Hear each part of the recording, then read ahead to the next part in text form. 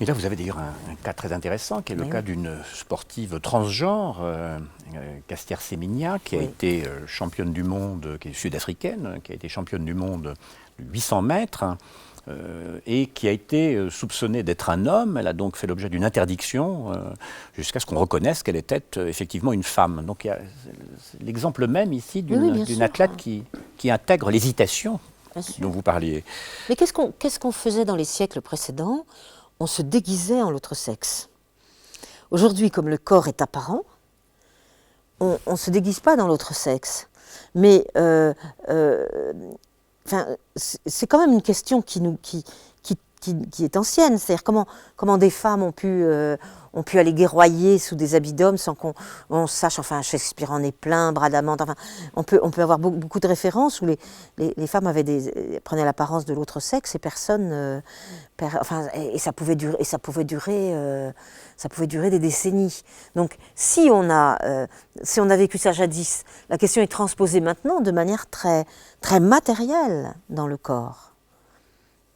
Là, vous avez d'ailleurs un autre exemple, qui est l'exemple d'Erika Schinegger, descente de ski, skieuse qui s'est avérée finalement être un homme. Donc on s'aperçoit qu'il y a toujours cette... Mais le c'est avéré, quand vous employez l'expression c'est avéré, la question que moi, mon ignorance a compris, c'est que les curseurs scientifiques sont mobiles. Donc la décision de c'est un homme, c'est une femme, il y a 10 ans ou aujourd'hui, ne sont plus tout à fait les mêmes. Donc on est là devant quand même un espace de questionnement. Mais comme le sport a été construit sur la dualité sexuée, et pour de bonnes raisons aussi, puisque c'est les corps et pas les esprits, enfin je reviens sur mon cartésianisme de base,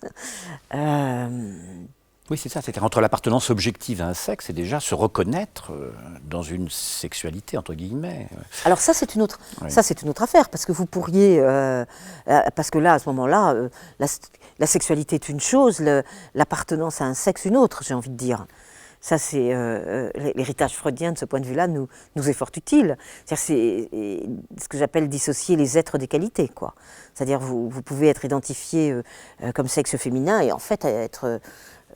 complètement un homme en vous, et y compris, je veux dire, sexuellement ou imaginairement. Je veux dire, tout ça est quand même brassé depuis longtemps. Ce qui ne l'était pas, c'était la question biologique.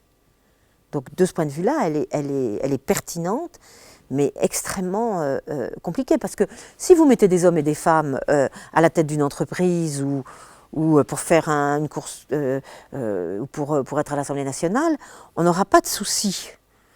On pourra de façon sexiste s'amuser si une députée met une robe de couleur. Voilà, tout ça, on est dans le superfétatoire, hein, même s'il est violent, comme misogynie ou sexisme, etc. Mais là, on est au cœur même de la pratique.